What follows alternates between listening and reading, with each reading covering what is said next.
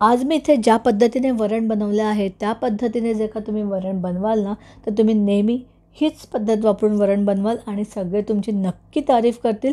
चला तर मग रेसिपीला सुरुवात करूया. तर इथे मी कुकरमध्ये घेतलेली आहे पाववाटी तुरीची डाळ आणि त्याचबरोबर मी इथे घेतलेली आहे पाववाटी मसूरची डाळ. आता तुरीची डाळ आणि मसूरची डाळ आज मी इथे वापरली आहे. त्या बदल्यात तुम्ही मुगाची डाळसुद्धा वापरू शकता. ह्या तिन्ही डाळी मिक्स करून तुम्ही वरण बनवू शकता किंवा नुसत्या तुरीच्या डाळीचं आणि नुसत्या मुगाच्या डाळीचं वरणसुद्धा तुम्ही बनवू शकता. तर आता आपल्याला ही डाळ स्वच्छ धुवून घ्यायची 2-3 वेळा आणि मग त्यामध्ये साधारण 2.5 वाट्या पाणी मी किंवा अगदी बोटाच्या दुसऱ्या पेरापर्यंत पाणी येईल एवढं पाणी ठेवून ही डाळ आपल्याला भिजत ठेवायची आहे. तर साधारण अर्धा तास ही डाळ भिजत ठेवली होती. त्यामुळे काय होतं, डाळ अगदी पचायला हलकी होते, त्याचप्रमाणे शिजतेही लवकर. तर आता आपल्याला ह्यामध्ये घालायची आहे पाव चमचा हळद आणि इथे मी 1 टोमॅटो मीडियम आकाराचा बारीक चिरून ठेवला होता तो घातलेला आहे. 1 टीस्पून ह्यामध्ये तेल घालायचं आहे, त्यामुळे डाळ अगदी छान मऊ शिजते आणि त्याचप्रमाणे ती कुकरमधून अशी ज्यावेळेला शिट्टी होते ना त्यावेळेला ती अशी वरही येत नाही.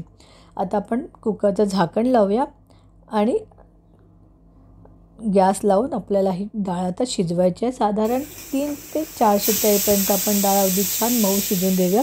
ते तुमच्या कुकरवर अवलंबून असेल की तुम्ही नेहमी डाळीला किती शिट्ट्या देता.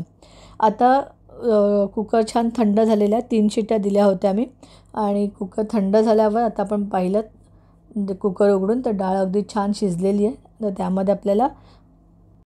याच्यामध्ये आपण आता अर्धा ग्लास साधारण पाणी घातलेलं आहे आणि आता आपण ही डाळ चांगली घोटून घेऊया.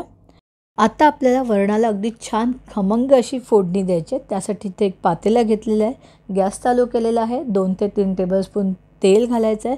तेलाऐवजी तुम्ही तुपाची फोडणीसुद्धा देऊ शकता. तेल अगदी छान गरम झालं की त्यामध्ये अर्धा टीस्पून आपल्याला राई घालायची आहे, पाव चमचा आपल्याला किंवा पाव टीस्पून आपल्याला हिंग घालायचं आहे आणि अर्धा टीस्पून आपल्याला इथे जिरं घ्यायचं आहे. तुम्ही बघू शकता राई, जिरं आणि हिंग छान अगदी तडतडलेलं आहे.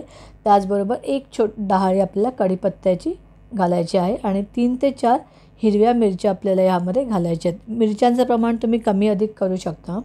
आणि आता आपण हे व्यवस्थित मिक्स करून घेऊया. गॅस मी ह्यासाठी लहान ठेवला होता ना की कधी कधी काय होतं, गॅस फास्ट ठेवला की आपली फोडणी करपू शकते.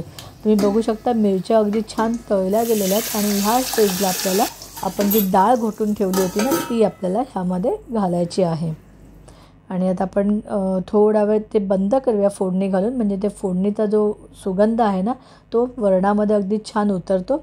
आणि 2 मिनिटांनी झाकण काढूया आणि व्यवस्थित फोडणी वरणामध्ये छान मिक्स करून घेऊया. कुकरमधलं पाणीसुद्धा यामध्ये मी घातलेलं आहे आणि ह्यामध्ये आता घालूया चवीप्रमाणे मीठ.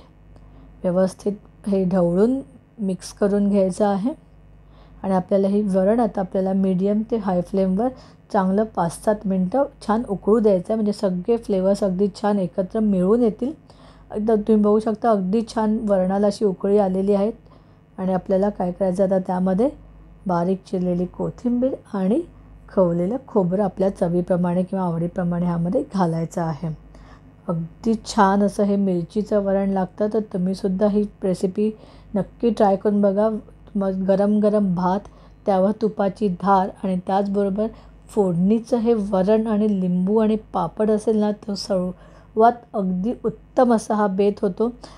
रेसिपी आवडल्यास लाईक करा, कमेंट करा, शेअर करा आणि रितिका सावंत किचनला नक्की सबस्क्राईब करा. Bye bye.